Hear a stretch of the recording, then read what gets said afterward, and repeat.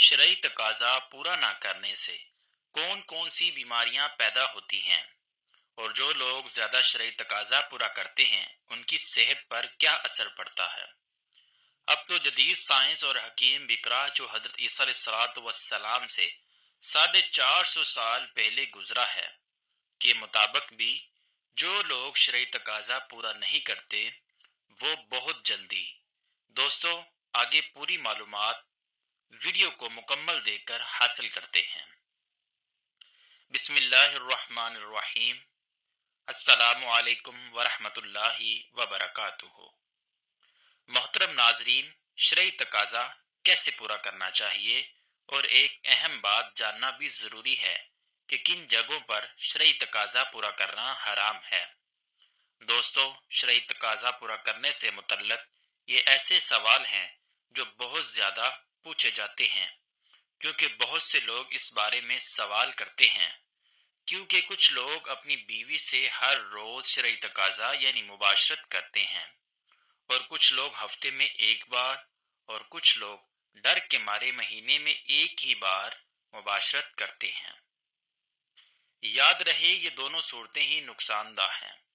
اب صحیح صورتحال کیا ہے یہ جاننے سے پہلے شرعی تقاضا پورا کرنے سے متعلق کچھ ایسی مفید معلومات دینا چاہتے ہیں۔ اس کے بعد انشاءاللہ تعالی بتایا جائے گا کہ کتنے دنوں بعد شرعی تقاضا یعنی شرعی حق ادا کیا جائے۔ بیوی سے مباشرت کرنے کا طریقہ یہ ہے کہ جو وقت تمام شرعی ممنوعیت سے خالی ہو، اس میں اچھی نیتوں یعنی نیک اولاد حاصل کرنے، امت مصطفیٰ صلی اللہ علیہ وسلم میں کثرت کرنے اور عورت کے ادائے حق کی نیت بھی ٹھیک ہے، اور بیوی کو اور اپنے آپ کو بھی پریشان خاطری اور پریشان نظری سے بچانے کی نیت کے ساتھ شرعی تقاضا پورا کر سکتے ہیں۔ نہ خود پورا برہانہ یعنی بالکل ننگے ہوں اور نہ عورت کو مکمل برہانہ کرے کہ ایک حدیث پاک میں اس کی ممنوعیت فرمائی گئی ہے، نیز اس حالت میں نہ منہ قبلہ کی طرف ہو اور نہ پیٹھ یعنی کمر، اور فارغ ہونے کے بعد فوراً جدا نہیں ہونا چاہیے بلکہ عورت کی حاجت پوری ہونے کا بھی لحاظ رکھنا جائے، تاکہ شرعی تقاضا پورا کرتے وقت میں پہنے ہوئے کپڑے غسل کرنے کے بعد دوبارہ پہننے سے پھر سے غسل کرنا لازم نہیں ہے۔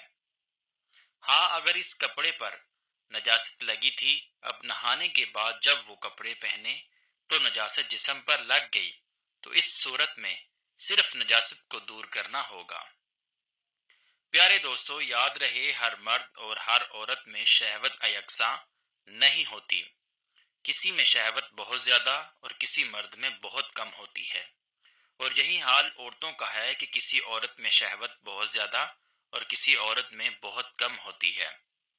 دوستو، جس رات مرد کا ارادہ شرعی تقاضا یعنی مباشرت کرنے کا ہو تو وہ اپنی بیوی سے صبح ہی یا دن کو اس کا ذکر کر دے تاکہ وہ اپنے جسم کو پاک و صاف کر لے اور خود کو آراستہ کر لے۔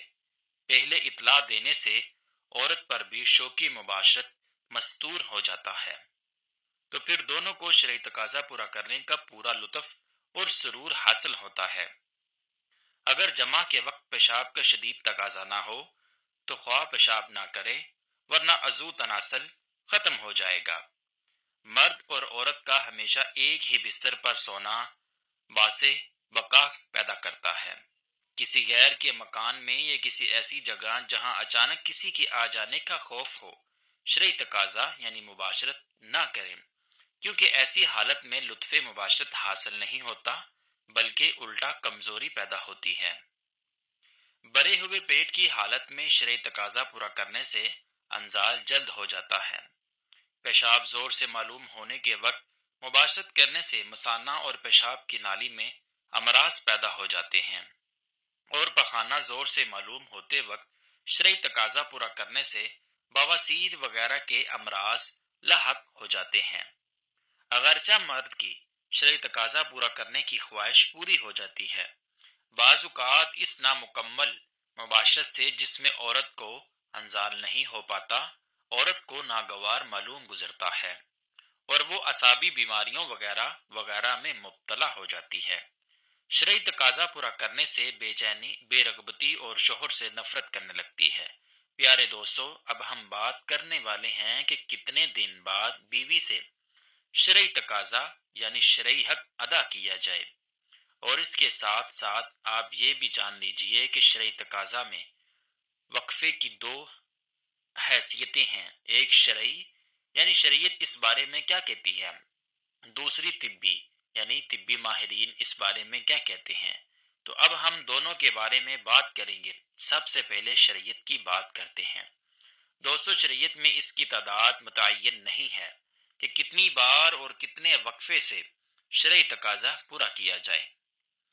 اس کا سبب یہ ہے کہ یہ حالات اور اپنی حیثیت کے اعتبار سے مختلف ہو سکتی ہے، اور پھر جب قوت اور طاقت میں بھی فرق ہے تو شریعت کی عادت نہیں کہ وہ اس طرح کے مسائل میں تعداد متعین کرے، لیکن جمع اور شرعی تقاضا پورا کرنا عورت کا حق ہے جو خامد پر واجب ہے۔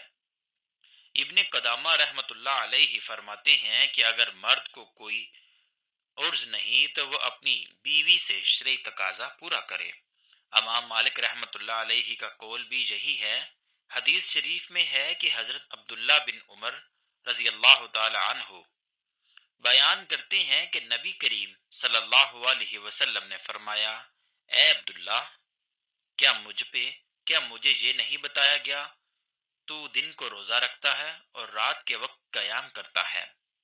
میں نے عرض کی، کیوں نہیں اللہ کے رسول صلی اللہ علیہ وسلم، بات تو ایسی ہی ہے۔ نبی کریم صلی اللہ علیہ وسلم نے فرمایا، تو ایسا نہ کر بلکہ روزہ بھی رکھ اور افطار بھی کر، یعنی کچھ چھوڑ بھی دیا کر، اور قیام بھی کیا کر اور سویا بھی کر، اسی لیے کہ تیرے جسم کا تجھ پر حق ہے، اور تیری آنکھ کا بھی تجھ پر حق ہے، اور تیری بیوی کا بھی تجھ پر حق ہے۔ صحیح بخاری شریف کی حدیث شر میں یہ ہے کہ یہ خامدوں کے لائق نہیں کہ وہ اپنی عبادات میں اتنی کوشش کریں کہ وہ جمع اور کمائی کرنے کے حق سے بھی کمزور ہو جائیں، اور خامد پر بیوی کا حق یہ ہے کہ خامد اس کے پاس رات بسر کرے۔ ابن قدامہ رحمۃ اللہ علیہ کہتے ہیں، جب اس کی بیوی ہو تو اس پر لازم ہے کہ اس کے پاس کوئی عرض نہیں تو وہ 4 راتوں میں سے ایک رات اس کے پاس بسر کرے۔ اور ابن تمیمہ رحمۃ اللہ علیہ کہتے ہیں، بیوی کی خواہش خامد پر شرعی تقاضا یعنی مباشرت اور جمع واجب ہے، جب تک کہ خامد کا بدن کمزور نہ ہو، اور یا پھر اسے ایسی کئی کرنا مشقت سے ہی روک دے، اور اگر وہ آپس میں تنازع کا شکار ہو جائیں تو خامد پر قاضی نفع کی طرح اسے بھی مقرر کر دے۔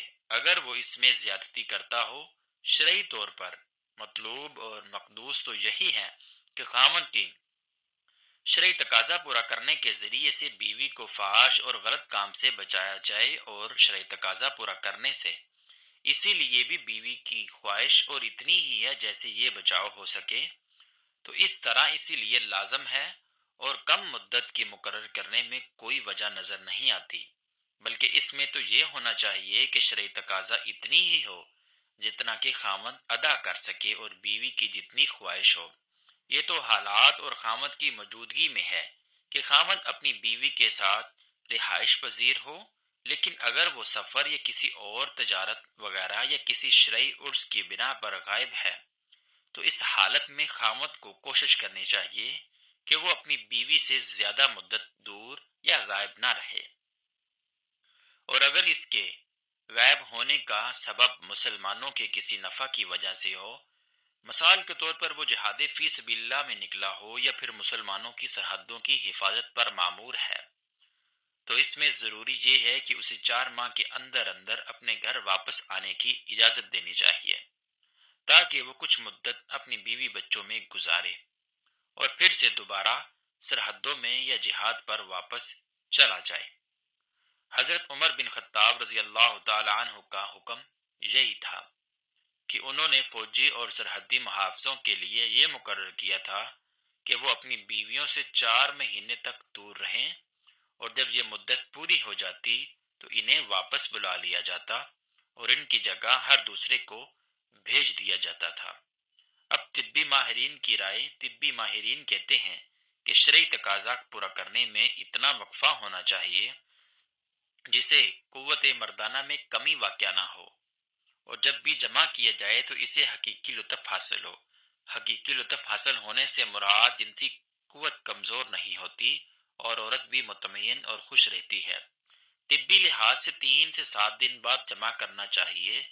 3 دن بعد سپم بنتے ہیں اور 4 دن بعد تخلیق ہو کر جسم کا حصہ بن جاتے ہیں، اور دن میں 2 بار یا روزانہ جمع کرنے سے چند ہی روز میں شدید کمزوری، سستی اور بلڈ پریشر کا مرض لاحق ہو سکتا ہے، اور اکثر جوڑوں کا پانی ختم ہو جاتا ہے۔ جوانی میں گھٹنے آواز کرنا شروع کر دیتے ہیں۔ اس نقصان کی کسی بھی صورت میں تلافی نہیں ہو سکتی۔ خلاف ورزی کرتے رہنے سے آخرکار افسوس کرنا پڑتا ہے۔ زیادہ اخراج بار بار نہیں ہو سکتا کیونکہ یہ چیز انسان کے جسم میں وافر مقدار میں نہیں بنتی۔ طبی لحاظ سے 4 سے 7 یوم بعد شرعی تقاضا یعنی مباشرت کرنے سے جسم میں کسی قسم کی یا کوئی کمزوری نہیں ہوتی، وہ قدرتی حقیقی لطف حاصل ہوتا ہے اور تمام زندگی تک مختلف امراض سے بچا جا سکتا ہے۔ شرعی تقاضا کیوں ضروری ہے؟ آئے جانتے ہیں۔ نمبر 1، مباشرت انسان کی فطرتی ضرورت ہے جو نسل نسائی کی بقا اور افزائش کے لیے اہم ہے۔ جنسی خواہش کو پورا کرتی ہے جو انسان کی حیاتی ساخت کا حصہ ہے۔ نمبر 2، یہ شوہر اور بیوی کے درمیان قربت اور محبت کو بڑھاتی ہے۔ جذباتی تعلق مضبوط ہونے سے دونوں کے درمیان اعتماد اور سکون پیدا ہوتا ہے۔ نمبر 3، شرعی تقاضا پورا کرنے سے جسمانی صحت پر مثبت اثرات مرتب ہوتے ہیں، جیسے دل کی صحت بہتر ہوتی ہے، خون کی روانی میں بہتری آتی ہے۔ نمبر 4، شرعی تقاضا پورا کرنا انسانی نسل کی تسلیل کے لیے ضروری ہے اور اس کے ذریعے خاندان کی تشکیل ہوتی ہے۔ یہ ضروری ہے کہ شرعی تقاضا پورا کرنے کے دوران دونوں فریقین کی رضامندی، احترام اور جذبات کو اہمیت دی جائے تاکہ یہ عمل مثبت اور خوشگوار رہے۔